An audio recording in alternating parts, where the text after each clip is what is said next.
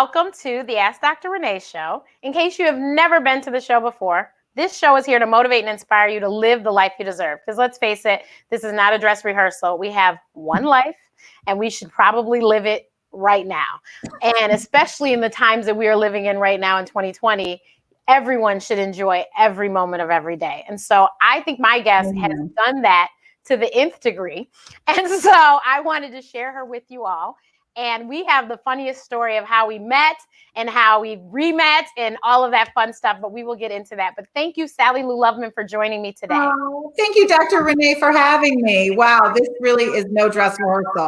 No, and I keep telling people, you got to do, you know, people, unfortunately, and I hate to say it, but people are dropping like flies. So I'm like, literally. So you really need to enjoy. Exactly. So Sally Lou, please share with everyone, what was it you wanted to do when you grew up? Oh, well, I mean, listen, I have told this story 100 million times and I'll tell it again. And I went to a television taping with my mom, who invited me. She doesn't know how she got the tickets. She doesn't know why she wanted to go. I certainly wasn't asking her to go. Right. But my mother asked me to go to the Mike Douglas show. And that was one of the first television talk shows. And it happened to be filmed in my hometown of Philadelphia. I was 14 years old. It was not during school time, so I didn't miss school, but I did miss field hockey practice. And my coach got very mad at me, but I went. And as I sat in the studio audience, I remember the hallway. I remember going into the studio. I can picture myself sitting in the studio audience. And then something happened. And that was, I saw a girl, a woman. It was 1976. So there were no real. What? Yes, that's the year I was born. Oh, I was going to say, you were born then? I wouldn't even thought you were born yet. Okay. Well, no, I'm not feeling so bad. So really, you're only 14 years younger than me? I thought you were like 24 years younger than me. Thank God. Anyway, so I saw this woman, this girl. In my mind, she was a girl. She was young. And I saw her. She was carrying a clipboard. She had a headset on, so she was cool. She was efficient. And she was clearly in charge of something and very busy. And so I thought in my mind, my 14-year-old mind said, I want to do what she's doing one day. And I didn't know what it was. I'm not saying she was an audience producer, which is what I ended up becoming. She was probably someone on the crew. But I felt this innate love for whatever it was she was doing. And I think because she was a woman, it meant that I could be doing exactly what she was doing as well. And for some reason, just all of my senses came alive in that television studio. Like, I loved the smell of the studio. I loved the feel of the camaraderie of the crew, seeing all the action, the taste of the excitement. It was like everything just came alive for me. And I knew in that moment that television was going to be for me. And so I went to high school. Continued high school. I did an actual internship at that exact same television station, but in radio, which is truly I love radio. I love podcasting. And I think it's just so intimate. But anyway, I then went to college. I studied English. I did not study at a big university for television, but I always did television internships. And then I went to a semester away from the school that I went to, which was in Washington, American University. And I studied journalism there for a semester. And I worked on Capitol Hill. And then I landed an internship that summer at NBC. And the producer I worked for told me about an internship in Chicago. So a year after that, I graduated from college. I had applied for this internship in Chicago. In 1984, I moved from Philadelphia to Chicago to start my television career. And it was the same year Oprah moved. So I didn't work at the station where she was, but 3 years later I would. So it was, I believe, a couple things. One, accept invitations from your mother or anyone who loves or likes you. You never know what that invitation is going to open you up to, a world that you would never think of before. It just changed the whole trajectory of my life. And I really, truly believe that Mike Douglas show ticket, which I still have in my drawer at home, was literally the ticket to my career with Oprah Winfrey. Like, there's no doubt. So that's what I wanted to be when I grew up. And I still want to be her. I want to still be that girl. And I do get opportunities many times to go and be in the studio. I've worked on pilots for NBC several times, for Dateline, for the Megyn Kelly show at Today, for Tamron Hall, that was ABC. So I've done a lot of wonderful little like 3 month, 6 month, 3 week stints of being the girl with a clipboard at 58. And you know what? It still feels like new to me every time. And I hope I can keep doing it. So that is so cool. So before Chicago, I didn't live in Chicago yet. Right. Oprah did the Live Your Best Life tour. The first stop was in Detroit. Yes. And me and my mom and her sisters went. And of course, this is the time, like I said, I was still living there. So this is when I was watching every day and people. How old were you? So this would have been, this is before I went to med school. So maybe I was 20 something, 21, 22, something like that. So I went, I said, okay, I said, Mom, we should go. And we went. And she said, okay, questions. And my mother looks at me, is like, you're going to go and ask one, right? And I go, I don't have any. You better get one. And mind you, the whole time that she was talking, everything she said, I knew. And I would tell my mom, oh, she's about to tell this story. My mother, you know everything. And I was like, I watch. This is my girl, Right. So I finally, my mother, just go. Just figure it out when you get up there. Go. I'm like, okay. So I go and get in the line, and Sally Lou, they stopped right in front of me. I go, oh, well, I guess that wasn't meant to be. And I really wasn't even upset about it. It was a really funny feeling. But I was like, well, I had an opportunity, and maybe I blew it. But at the same time, I didn't think about it. I just figured, I think I kind of knew that it would happen, and I just didn't know when or how. But I was like, well, this just wasn't the time. And my mother, well, if you had gotten up when you should have. Okay, well, I didn't. So, sue me, shoot me. It's all choreographed. We just don't know when our turn is really up. Exactly. And who knew? I mean, who would have ever thought? So, everyone, this is how Sally Lou and I met the first time.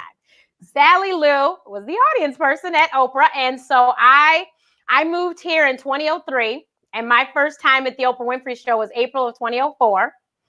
And so I moved here in October. And I went to the show in April, and people were like, what? And I was like, I'm sorry. They were like, what'd you do? I go, I was sitting at home and waiting to go to work. And I saw, and this is when I was still doing my rotations in med school at the hospital. So I was waiting to go to work, and it said on the screen to call if you wanted to go to the show. Oprah Show, please hold. Oprah Show, please hold. So I sat there and called, and then I was put on hold for like 45 minutes. And this is back when I had a house phone too. So I had the good sense to know. Right. I had the good sense to know that I'm clumsy like you, and I might do something silly. So I put the phone down and on speaker so I could hear that, if they answered, but I didn't want to accidentally hang up, because that's what I would do. Right. And then I start calling people. I'm on hold with the Oprah Show. Did you want to go? Right. So they answered, and so it ended up being me and my dad and my mom. And then one of my friends drove from Detroit as well. Now, my sister, she lived in Oklahoma at the time and was like, well, I have to go to work. And I said, but it's Oprah. But she said she had to go to work. Did you have 4 tickets? Huh?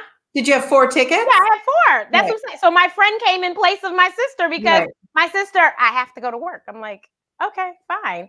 So I get, and the funny thing is that you'll see in we'll show the video in a minute, but I had just went to Black Women's Expo and met Stedman and bought his book and got it autographed. We had a picture, and I had just sent an email to like a bunch of people and said, I'm getting closer to Oprah.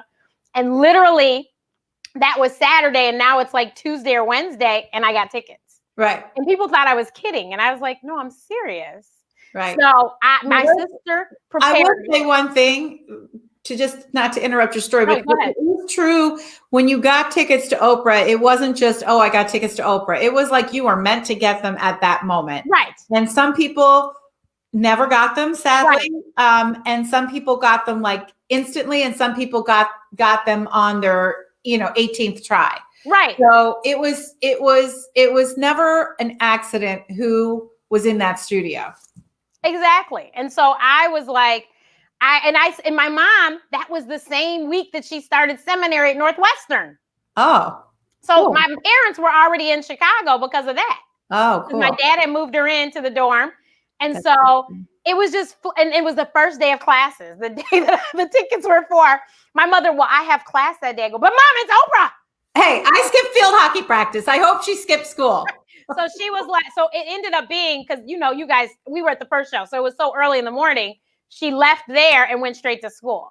So we were the first people in line. Of course you were. And we were in line, and there was a young lady behind us. She was by herself. Her name was Pushpa. I wish I could find Pushpa because she was so nice. We talked to her and she ended up sitting next to us in the audience too. She was so nice. That's what happened there. Right. Like, telling you, people just fell in love in the line. Right. And it was freezing. So my parents stayed in the car because remember the parking lot that used to be across the street, that empty lot? So they could park there for free. So now, they were over there and we were in line. And then when they said, come in, I told my parents, get out the car, come on, and let's go in. And so we went in and, you know, we sat down and I still was in shock. I think I was like, am I really here? Like, really? And I was just sitting there. And so when the doors opened and she came out, I just stood there in silence. My mother's like, are you okay? I literally could not move. I was like, because the way we were sitting, it was like she was right there. I was like, oh my God. I couldn't talk. Not an accident. And so so Sally Lou did a great job. As a matter of fact, I remember we danced to what's the song with Outkast in the picture? You know what I'm talking about. And we came on stage with you. You know what I'm talking about. You say photograph picture.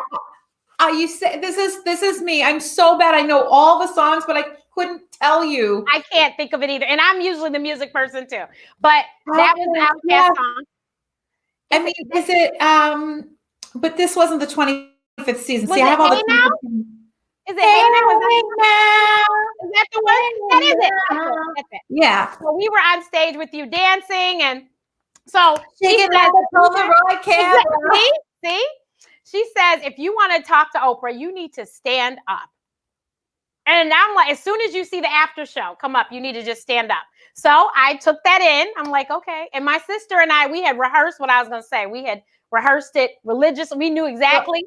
Dr. Renee, I will say that what it is that if you want to speak to Oprah and Oprah calls on you, you need to stand up. Oh, that's what you said. Okay. So I stood up and I was the first one. She said, yes, ma'am. And me and my sister rehearsed it, and I said it just like we rehearsed it. Somehow we forgot my name, and I watched the video.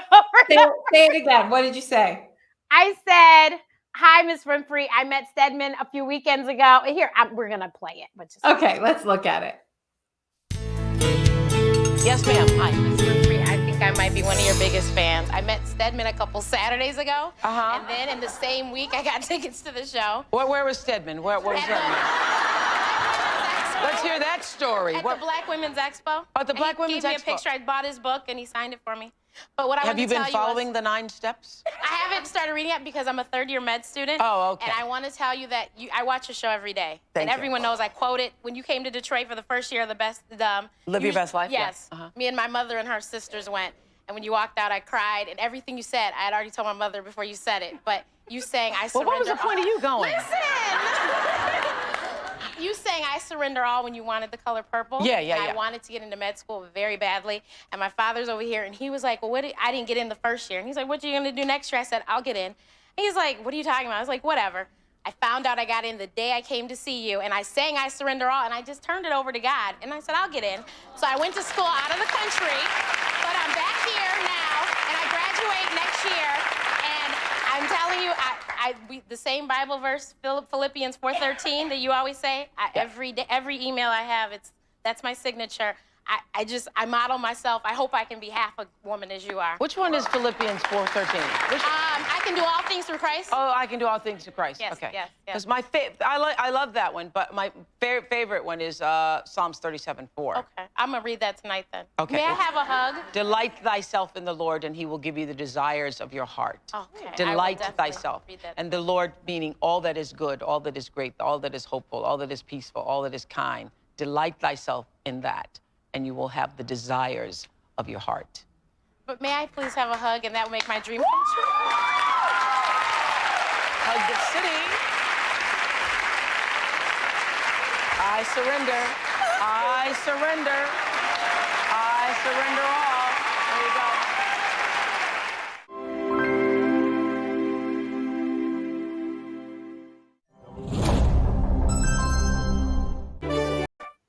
There you go. That was my I'm moment. unwell. I'm very unwell right now. Like that's just too much for me. Too much emotion. I want to be in the studio. I couldn't see who was holding the boom mic, but I'm sure I knew him. I can't see from here. I miss her. I miss that. I mean, I know she still gets that because she does a lot of tours, but I'm not there, and I want to see it. And I think there was nothing that I loved more than watching Oprah's words land for the first time on audience members. That was such a gift to the audience member, and it was such a gift to me personally, just because I enjoyed it. For you to stand there and say so eloquently everything you wanted to say without skipping a beat. You didn't even hesitate when the applause started. You were just gunning for it. And Look, you said I everything. knew if I didn't, I might mess up and lose it. And I then know. I understand. I don't stutter, but today would be the day I stutter, which is why we rehearsed what I was Yeah, doing. no, you did great. You know, the people that Oprah called on were people I saw before Oprah even entered the studio because I had the access to them, to the audience prior, obviously. And I was lucky enough and privileged enough to do the audience warm up. And so you see the dazzles, you see the bright lights, you see the eyes, you see the hearts. And I always thought it was so interesting that whoever she called on, I had already talked to because those hearts were shining so bright you couldn't miss them. It wasn't like I had some extra sense that was shared by her. It was just that you can't miss someone who is there to sparkle. And that's what you were doing in that moment. And that clip is actually on their YouTube channel, on the own YouTube channel. It's a great clip. Thank you. So I was like, I said, Mom, look. And there was all these thousands of views. I was like, Mommy, it's me. Yeah. So, but yeah, so that was that in that day. And her humor, I'm sorry, she's the funniest person. Actually, Gail is a little like a hair funnier, but like Oprah's so funny. And when she said, like, so why'd you go? Because you were like, I knew every word you were going to say. So why'd you go? Like, that's why we love Oprah, because she's just says it. She's funny. She's self-deprecating sometimes. And she just says what we're thinking. Right. So funny. But yeah, so that day I knew then that I could do anything that I wanted to do. I just had to put my mind to it because I ended up going to the show every season I lived here, except for one. And then I went to the finale at United Center. So I've been to the show, I think it was 6 or 7 times. And actually, and this was all completely, I just did it. Now, mind you, I ended up knowing, that I know Sherry and Shelly very well. Yeah. And then I know, you know, Hope, Hope's last name has just left me. Yes. Yeah. Yes. So I knew these people, but I never called on anyone. I always just filled it out on. Once it went online, I would fill it out online. And if I got a ticket, I got a ticket. Got tickets, I got tickets. And I just ended up going all those times. Now, the United Center was the one time I had to call in a favor. Yeah. I was like, I text Shelly and was like, what happens with the tickets people don't pick up? She's like, well, I don't know. And then she texts me a few hours later, and this is the next day it was being taped. She's like, Renee, go pick up your tickets tomorrow morning. And I was like, oh my God. And so Sherry handed me my tickets. Right. So, right. Yeah. Well, I will say that it was not an accident that the people who did come to the show a lot were people who were really enthusiastic and made for great audience members. And so while everybody obviously wanted to come and we tried to do the best we could, there were times where people would write in like a comment or even more than a comment about whatever topic we were talking about. And so that really helped us decide who would come. Now, we also, my whole team and I could list, a list of names of people like, they've been here too much. They've been here like we got to know everybody by name. And it's just kind of funny that way. but the audience at Oprah, and I talk about this a lot, became more, it wasn't, like as the warm-up person, I didn't have to get the audience excited to see Oprah. That was already They were done. excited already. That was done. I did not need, no human needed to do that. What I did was I got the audience excited to be there with the person that they brought, because when you get Oprah tickets, most people, except your sister, drop everything and say, I'll get fired. I don't have the money. That's okay. I'm going shopping. I have no bank account, whatever it was. And they made the time to come to Chicago. And because not only did they want to see Oprah, but it was the journey of them being together with the person that they love the most, that they called to say, are you watching Oprah? So that person was with them. That's what I wanted to do. I wanted to make that moment before Oprah came out to say, hold on to the person that you love the most, because this shit's going to rock you. Because your life is going to be different when you leave. And you might not get a car, and you might not get a CD. You might get a pedophilia show. But when you leave, you are going to leave stronger with the person that you came in with. But what I didn't know, because I didn't know this, but it happened, and it makes sense, is that they would leave, the audience would leave, and leave with a friendship from someone that they met in line. Right. And then when social media started, or email, whatever, they started exchanging that, and now they're connecting. And now there's a whole slew of own ambassadors who are deeply, deeply connected and friends. And this, I mean, they're very important to me. They've been such good friends to me, the people that really stuck together. So I don't know of any other talk show that builds an audience, not just for the brand, the host, but for each other. And right. that comes from the top, obviously. That comes from Oprah. That's what she stands for. But my sister, she did end up going. Good. So the show she ends up going to, somebody got sick in the audience before the show started. Of course. And we had to literally, they had to move the chairs out, and the EMS had to come in, and that happened. That I can't tell you how many babies, miscarriages, aneurysms, heart attacks, seizures, all those things. I sat with so many people and family members while the ambulance came. And I'm telling you now, my team and I mean, I'm a doctor's daughter. I think right. You know that, right? So I wanted, when I was a little girl, and I would go on rounds with my dad to the hospital few times, not that often, but I do remember going and feeling like I want to be part of that, because my dad made people's lives better, and right. he healed and he saved people's lives. He had this innate way of connecting with people. And I knew I couldn't be a doctor like you or my dad, because I wasn't smart enough or brave enough. And then when I saw the girl with the clipboard, I'm like, I want to do that. And then by going to Oprah, it was like, that's really my mission more than I want to work in TV. I want to make people's lives better.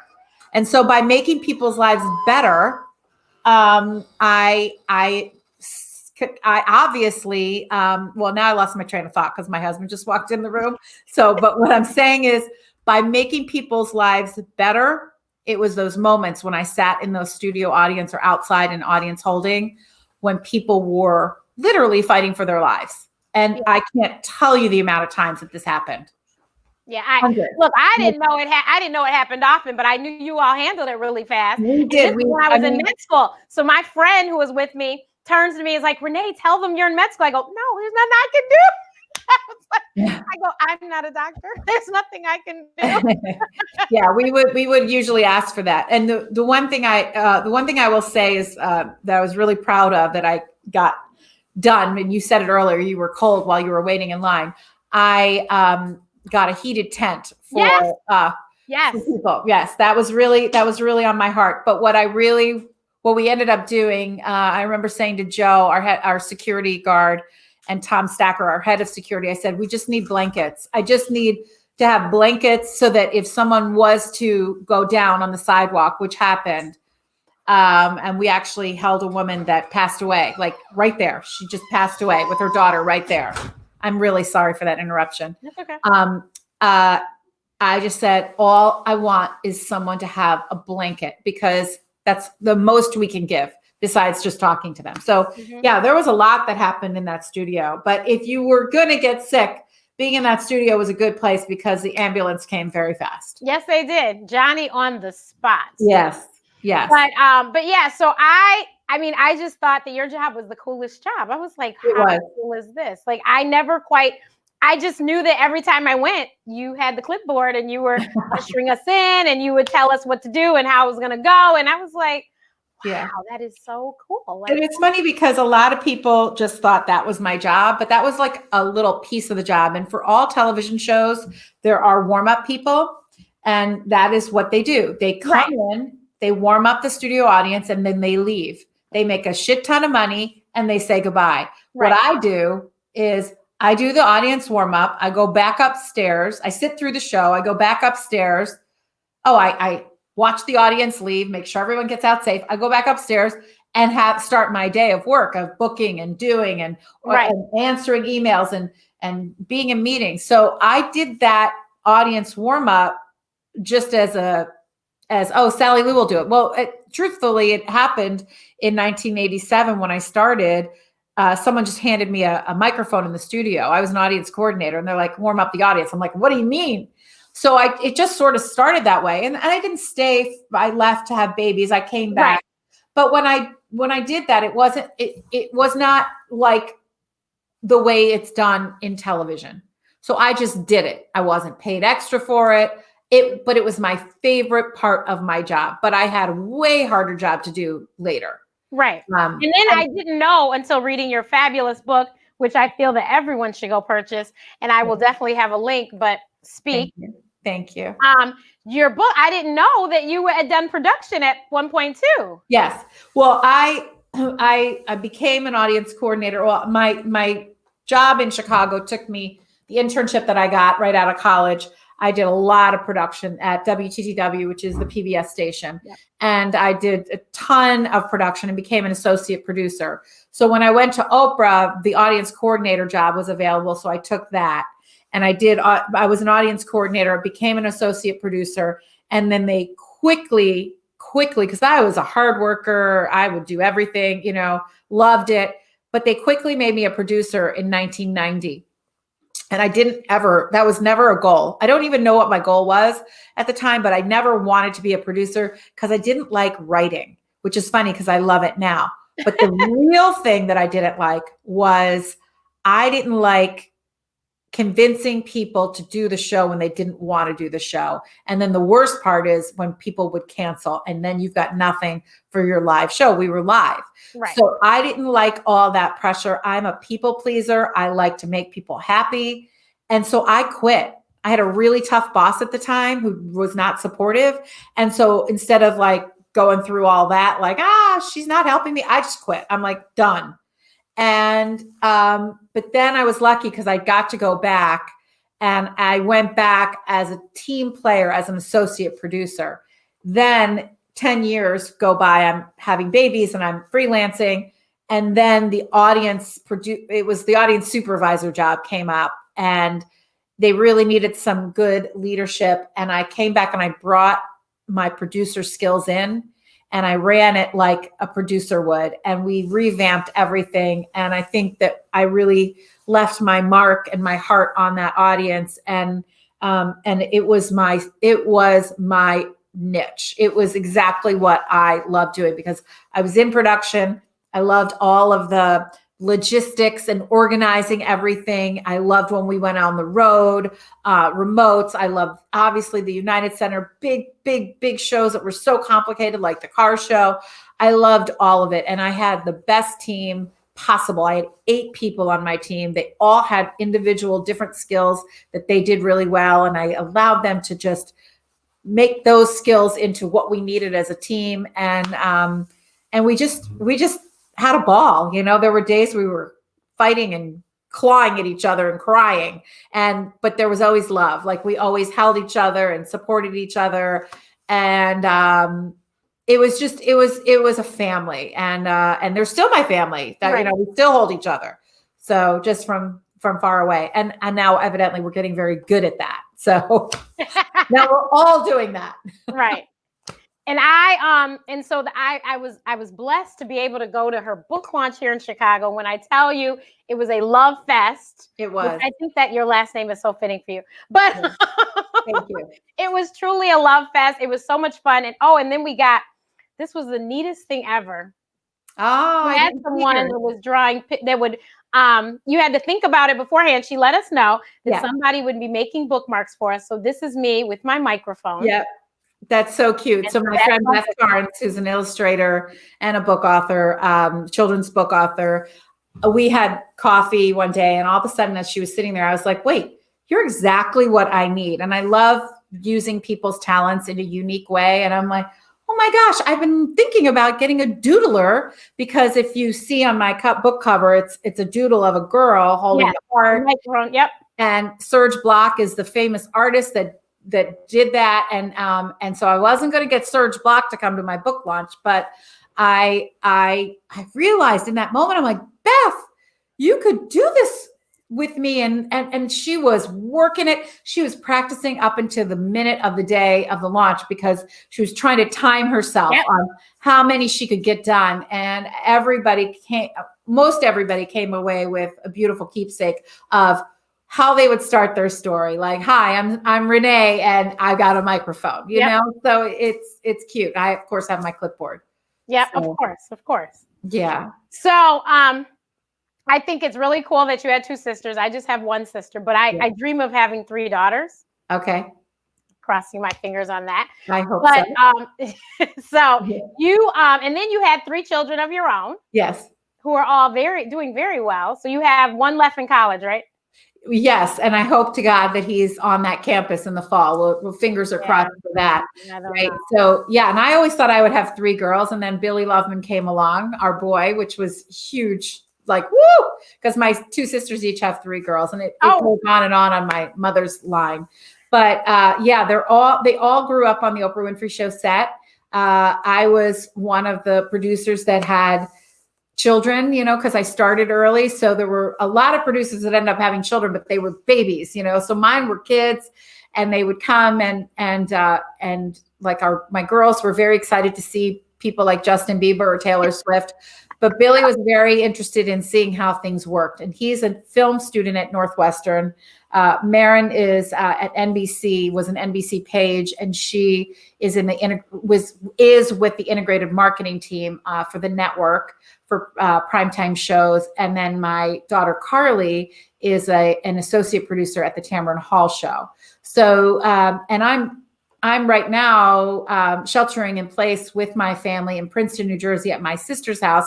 The room that I'm in right now is what she calls the yoga room, which is off of her barn, which is a part of her property. And I isolated myself in here for 18 days when I got diagnosed with COVID-19. So this is my sort of sacred space. It's also my scary space. I've had many beautiful moments in here, but also very scary moments in here. But what's also very cool is that I am watching my children all work. Billy's taking his classes online, and my 2 daughters are working from their computers. And we each have a space because my sister's home is big and wonderful. And the reason why we're here is because we're getting our girls out of New York City. And my mom's East. So we're all here for that reason. And what is so cool is that my friend Kandi Carter, who was a producer at Oprah, who was at The View, who is now executive producer, just announced at Tamron. Yep. We found that out while we were here, and I'm like, Carly, you're working with Kandi Carter. Oh my God. I'm like, your life is about to change in every way. And so the first day that they decided to go back on the air live from Zoom in Tamron's kitchen, I'm like walking behind her computer, Carly's computer, in Carly's office, which is really my brother-in-law's office.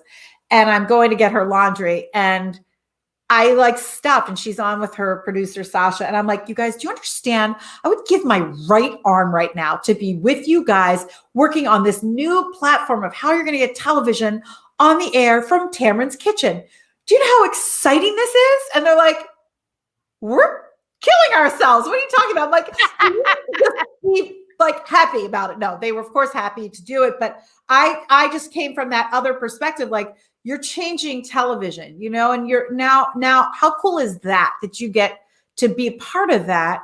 Not a good reason to be changing television. No one wants a pandemic, but I thought it was very cool that as a parent, I got to watch my kid do that. And then up on the screen comes Kandi Carter. I left. I was like, I'm done. I'm done. I sobbed like a baby. I texted Kandi later. I'm like, I am like beside myself with just pride and joy for her. And that's the thing. Anyone that worked at Oprah, we've all gone on to do really great things, and it's not always television, but mostly it is. Everyone is out there like a disciple, just telling stories, beautiful stories, making people's lives better, making people's lives happier, more informed. And I'm so proud to be part of that team. So exactly. And of course I knew who Kandi Carter was, because I don't know how I knew all that I knew, because I even knew who you were before we showed up that first day. So I don't even know how. Yeah. But somehow I knew all these intricacies. And so I ended up meeting Kandi right when I had lost my job in 2013. And I told her I want a talk show and this is what I want to do. She's like, well, you need to get on YouTube. Right. And I'm like, okay.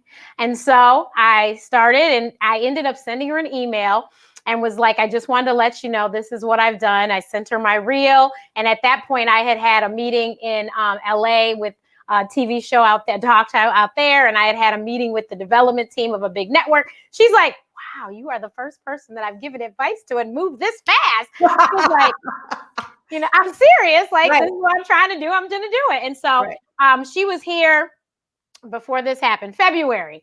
And I was able to go and hear her talk. As a matter of fact, it was the same day as your book launch.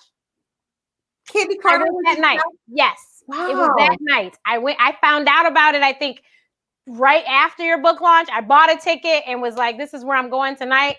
And I told my friend, I was like, I forget. It was that Dominican University. They were doing something like every week for Black History Month kind of a thing. Okay. And so she was sitting down with someone and talking, and so it was great. And I went to that, and I was able to talk to her, and actually I was able to even tell the audience my story, because someone asked her, does she mentor? Because she talked about how she has great mentors, and I told the story of how she mentored me from afar, sending me that, giving me that information, that bit of advice that I took. It's great advice. And so, I spoke to her, and she's like, no, when you're, because I told her I'm in New York all the time. My sister lives in Jersey. So I was like, I'm there all the time. She's like, oh, well then, next time you come, let me know. And actually she has helped me. I've attended The View, I think once when she was working at The View, and she actually came into the audience before the show started and came and gave me a hug and said hi and stuff. So yeah, she's wonderful. She's lovely. Wonderful. She's the boss. She's the boss of bosses. Love her. Well, so many stories. Yes. I'm trying to, I don't know why some of these comments aren't coming up, but Sally Lou, you absolutely left your mark on the audience. Some of the best times I remember were before the show. That was from Suzette Wright. Oh, thank you, Suzette. Yes. Thank you. But yes. Comments. So that is, hi, my friend Brenda's there. Hi, Brenda. I didn't know that your daughter worked at Windy City Live until I was looking at the pictures in your book. Yeah. I probably have interacted with her because my clients, they have a monthly segment on there. Okay. We've had for like 4 years now, I think. Okay. And I was like, oh my goodness gracious. I love the Windy City Live team. I love them. And I love going to the studio. I did get to go there for my book launch. Yes, I saw. And I love it because it's the studio that I started the Oprah Winfrey, that the Oprah Winfrey Show started in. So it's the studio I started, being the girl with clipboard and the microphone and the whole thing. It's literally the exact place where someone unexpectedly handed me a microphone and told me to warm up the studio audience. So every time I go in that studio, I'm like, oh my gosh, I'm big on stories. I'm big on full circle stories. I'm big on signs and the universe. And as I write a lot about that in my book. So whenever I'm there, I take in that feeling of, oh my goodness. And it feels like 100 years ago, but yet it's so like right there in my brain. Yeah. Now I have been told to write a book, and hopefully in this pandemic, somehow it'll happen. Well, I believe it. Story is the way. Yeah. Story is our healing power. Yes. It's our superpower, really. So when you write your story or tell your story, whether it gets published or not, it doesn't matter. Just do it, because it's a gift to yourself and your family. Yeah. I've sat down with an editor, and she's like, okay, everyone has a story, but not everyone has a book, and you have a book. And I was like, okay, well, let's hopefully try and get it together. So I'm trying.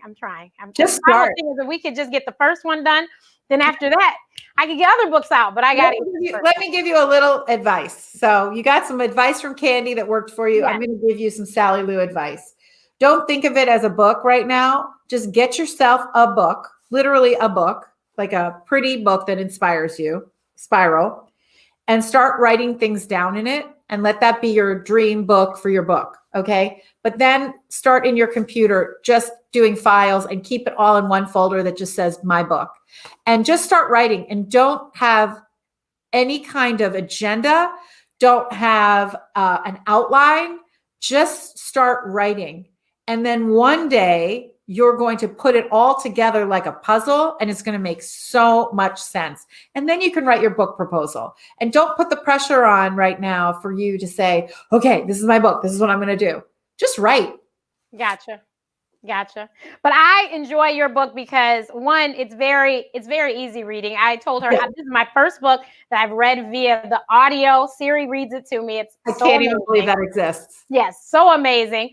And you can slow it down and speed it up too. I forgot to tell you that part. Oh my goodness. Well, I want it to be my voice one day. I hope. Yes, and I would have loved that. That would have been perfect. But I like that you tell your stories of all your different experiences, even from childhood, and it's really it's very inspiring, one, and it tells you that because you said your family, you guys had 3 kids, you couldn't afford to fly anywhere, and you come from regular working class people. Yes, your dad was a doctor, but he had 3 children. Yeah. So and that was really cool.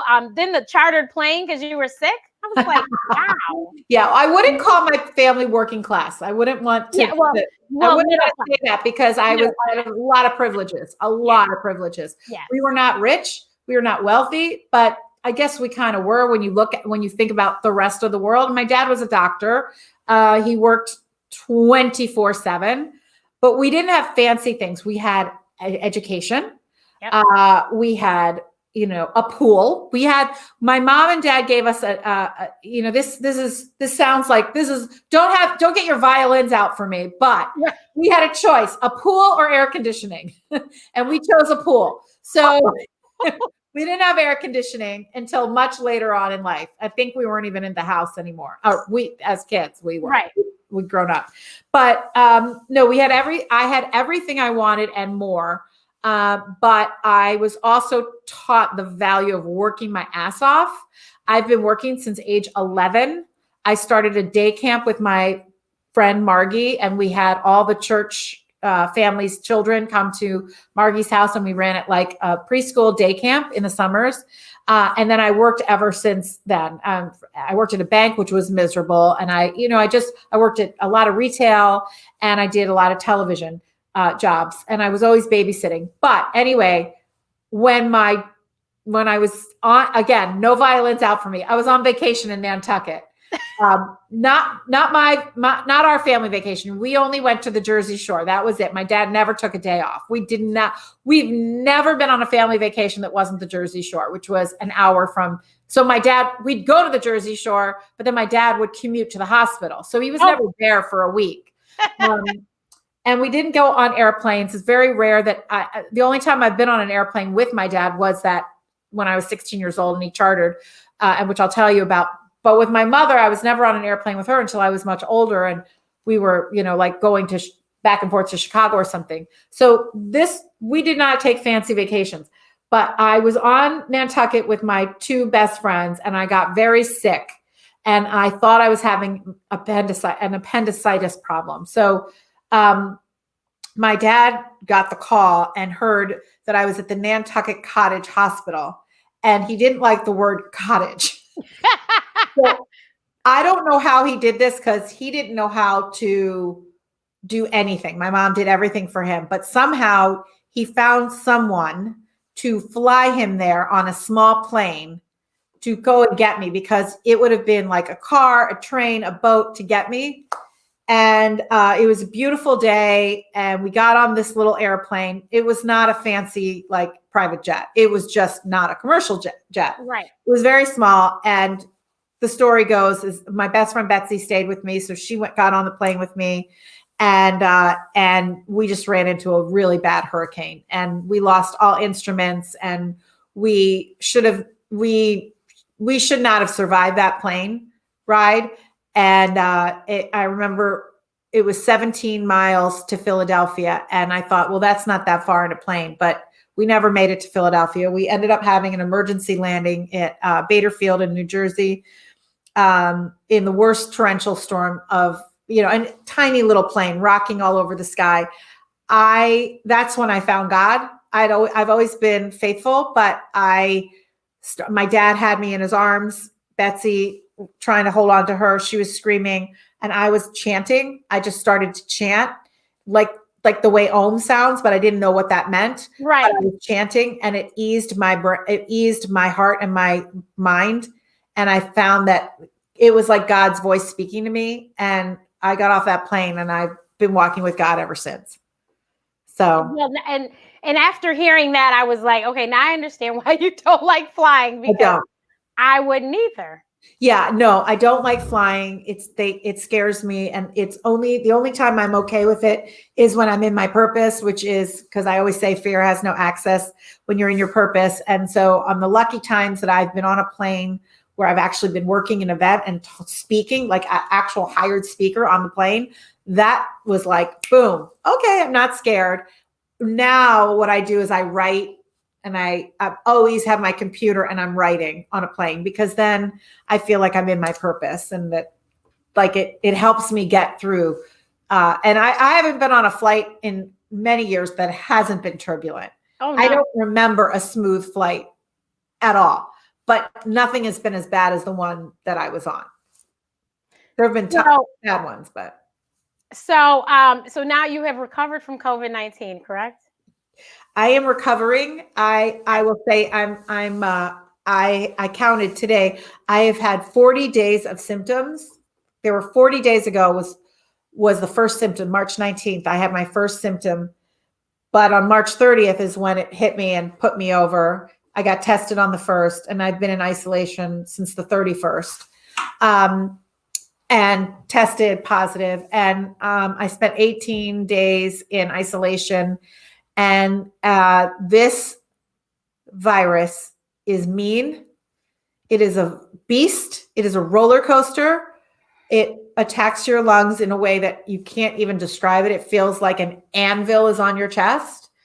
Like right now, I don't feel weight at all, but around 7 p.m. tonight, I will feel my lungs start to just I'm in this yoga room, which has a pull-out couch, which I've slept on a million times over the years of visiting, and I don't like it. So I rather sleep just on the couch. But what I realize is that if you're not laying flat on your stomach, it's very hard. So I didn't sleep those 18 days. Mm-hmm. Now that I'm back in the house, I sleep in my sister's bed, and I can sleep because there's the relief of sleeping on your stomach is so huge. If you sleep on your back, it's like you're suffocating. It's the weirdest thing.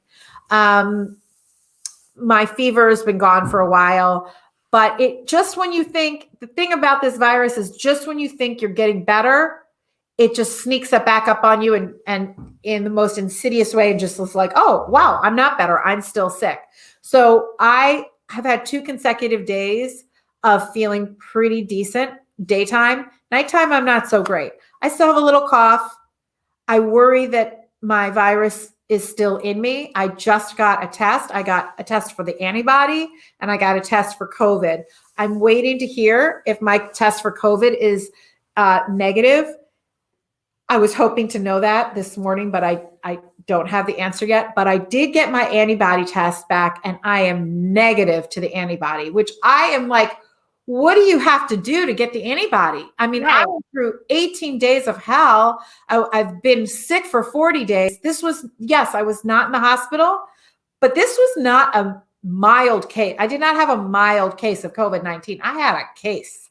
I tested positive, and it was a battle. So I thought, well, at least in the end, give me the antibodies, but I don't have them. That doesn't make sense to me. Yeah. This is such a mystery. 5% of the people that go through it don't have the antibody. So I'm the 5%.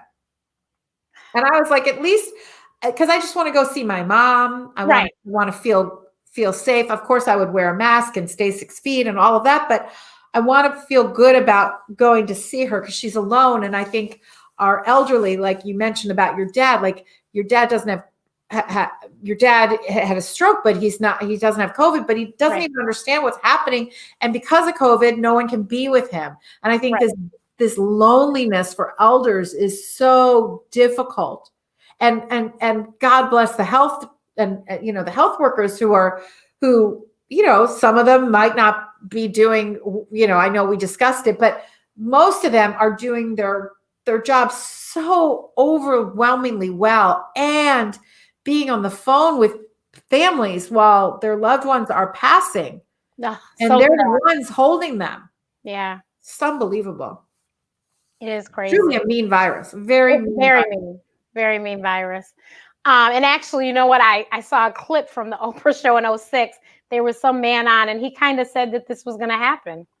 I need to watch the whole thing. But I was like, oh, my Lord. I mean, first of all, this didn't happen by accident. There is spiritual cleansing that's happening. There is something behind this. This is way too powerful. I mean, when you see our government and everything, like, oh my God, the world just wearing masks and what we're all going through, this isn't just, we have a virus. This is so much bigger than that. And we'll get answers to that someday, I think. But I think without even trying to get the answer, we all know we just need to be kinder to ourselves and others. That's plain and simple. Plain and simple. So on a funny note, you like Schitt's Creek. Oh, obsessed. I learned TikTok while I was in, I went in isolation, a midlifer, and I came out a millennial. I just look 112 because COVID has taken my beauty and my brain and my weight loss. It took it all. It's so mean. But I did learn TikTok, and I ended up I put something on a clip. We were doing a happy birthday message to my sister. And so I went outside to do it. And the last line for the video, I spoke the line, but my kids and family, I don't know, Moira just came out. And I sounded just like Moira. And they were like, what was that? I'm like, I don't know. She slipped out. And I've been told I look like Catherine O'Hara since 1990. I don't speak like her because who could? But this clip, and I put the clip on TikTok, and I went viral. I have I have to go look. I have 50,000 views. I worked my ass off to put good content out on my Instagram, and I get 4 likes. And now I'm like, I went viral. I had to get a virus to go viral. It was funny. So yes, I love Schitt's Creek. I'm sad this is the last season, but yes, you do look like her. You really do. And when I saw the first time I saw it on your Instagram, I go, oh my God, the lady from Schitt's Creek. Yeah. Well, we've seen the final season, and my family, we all love it. And so my family was watching it in the house, and I'm watching it from my sister's yoga room because I was in isolation. Yeah. And I was like, I can't believe we're not about watching together. But in the end, the next morning, I thought, this is like Schitt's Creek, basically, what we're doing. It's not loss of wealth. It's a pandemic. That's our situation that has brought us all together. And now we are all somewhere, maybe not in a place that you want to be. We happen to be in a palace, my sister's home. So we got the bougie upgrade instead of a bad roadside motel. But really what it is all about is asking us how are our characters going to develop in this moment, and how are we going to thrive as a family or as individuals. And so that's the lesson of Schitt's Creek. And that's the lesson of this pandemic. How are we going to thrive in these circumstances? And how is our character going to develop? So what do we have to look forward to coming from you in the future? Well, my future, I'm really confused on my future right now because as you know, you were at my book launch. I was heading into 3 full solid months of media and events and speaking engagements. And I was really happy, and I was really, really felt good about myself. Like I finally did it. This is why I wrote a book. I wrote a book to have a credential so I could go out and give my curriculum, basically. So my book like the Oprah Show warm up, it's not just about the show. My book is not just about my story. The book includes the reader, like the warm up included the audience. And by the end of the book, each chapter has a lesson. And by the end of the book, the reader has a start to their own story or their book, whatever it may be. So I think what's next for me is I'm going to try really hard, and I'll ask you to help with your guidance, wisdom that you've learned, is because you said you just did it, is I'm working on launching some curriculum, because as you know, we can't gather. So my whole business is gathering. And so if we can't gather in person, I want to gather online. So I'd like to be able to offer that to as a business model for myself and for people who are looking to grow, obviously living their best lives. And I want to do more on like this. I've been doing these speak sessions, and I just want to be ready for when we can gather, to be out there and just say, let's do this. Let's start speaking. So I've always wanted to do curriculum, but I never had time. So I guess this is allowing me the time. Right. Exactly. And you please tell everybody about your podcast. Oh, yes. I love my podcast. It's the Love Speak series on Apple. It's on SoundCloud. It's on YouTube. If you go to lovespeaks.com, you can find all of my things there, but you can find my podcast there as well as my blog. But I love my podcast because it's basically talking for an hour, like we're doing today, to people who are just dynamite about one particular topic or one particular word. So it could be, and each one is called Speaking of Blank. So we could talk about kindness or mindfulness or composting or midlife or soul or enlightenment or leadership. So it's like Speaking of Blank. And that's my favorite. I love the intimacy of podcasting. I love the stories, and I love it, and I hope that I can continue doing it. It's been really So can you please tell everyone where to follow you? We know we're going to go to your website, lovespeaks.com, but tell us, I know she's very active on Instagram, everyone. So I try to be. So I am at Live Love Speaks on Instagram. I'm also at Sally Lou Loveman, but at Live Love Speaks is where I spend more time. It's where I like to inspire people to do what they love and speak their story, and to remind themselves that their dream is still good. As Devon Franklin would say, my dream is still good. And I just posted on my story today, a friend, Kate, sent me a photograph of me in the O Magazine final of the series, oh my God, see, this is COVID brain. What's it called? Okay. The magazine, whatever, the publication. Oh, and I had a makeover, and it was the 25th season, and I was photographed in the studio, and it was really one of the highlights of my life. And I looked at that photo and I went, where the hell did that girl go? Because I do not know her. Because right now, I'm not sure what my dream is. I'm not sure what my future is. I've gained all this weight. I am not young anymore. COVID took my freaking freak away. And so what the hell? And yet I also know that Devon Franklin says, my dream is still good. So I said jokingly, and it's true, I got to go read my own book to remember the lessons. We all have to talk to ourselves. Yeah. We can get really, really down and think it's all gone. We got to start over. And we really don't have to start over. We just have to start new. So that's what I'm working on, starting new. So Live Love Speaks and lovespeaks.com. Definitely. And I just have to share this. This is the time that I went to the studio, and I was an owner, and Sally Lou was like, oh, Dr. Renee, and I was like, oh my God, she knows my name. She knows my name. And I left the studio that day, and I called my sister. I said, Sally Lou, she called my name several times. She knows who I am. And then after the show, you were like, we're going to come and get you. It was the Wanda Sykes, Kim Whitley. Yes. And so after the show, you came and got me. We go backstage somewhere, and I'm standing there. And then Sherry Salata came out, and I was like, oh my God, my day has been made. Oh my God. And Sherry was like, hi, da-da-da. And then I remember I showed them my picture with Oprah, and she handed the camera to George Burns and showed him. And I was just like, this isn't happening. This isn't happening.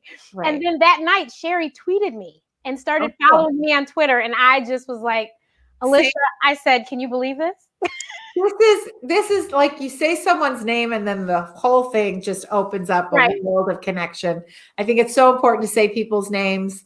I try so hard to remember people's names. I think as a speaker, when you say someone's name, all of a sudden they're like, wait, what? It also makes people realize that you're listening and that you matter. And it's just a great way to connect, obviously. Yeah, I noticed that point in your book. You were like, when you get to your audience, try to talk to them beforehand and then use their name. Oh, that mingle is so important to anyone, any speaker out there. If you are worried to speak, if you're scared to speak, just go mingle with your audience before and make friends with your audience, because once you make friends with people, your friends want you to do well. You won't be scared. And then you can incorporate live content in your speech because now you know the people. And now if something that they told you before you got up there on the stage, you can weave that in. And it really is also a great way, if you lose your way, to start talking to the audience so that you can remember where you're going. It's a great way to kind of stall, but it's also a great way to connect with your people. Well, thank you so much, Sally Lou, for your time today. And we are praying for you to have a speedy recovery. And I will be following you as usual on Instagram. And just really thank you, though, so much for doing this. I really, really appreciate this. I tell people, sometimes I get a little closer to Miss Winfrey. I said, I feel like I was so close. That's why I had to wear my Oprah today. I was going to say, I love your sweatshirt. I said that before, but we weren't we weren't live. So I had to wear this today. But no, this book, I'm telling you guys, is really, really, really good. And it's a very easy read. I will definitely put the link. And honestly, she writes the way she talks. So it's really funny. You can hear her saying these things. It's hilarious. And she keeps it real. She tells you all about her life from the beginning to now. So please check out this book. And I will definitely, like I said, I'll include the link, and I'll have a link to her website and to her Instagram. And thank you so much. You have a great rest of your day. And thank you, everyone. To see you back in Chicago live and in person. And prayers to your daddy. Okay. Thank you. Thank you so much. Arnold. Yes. Thank you so much. Right. Have a great day. Thanks, Dr. Bye. I'll see everybody tomorrow. Bye. Bye.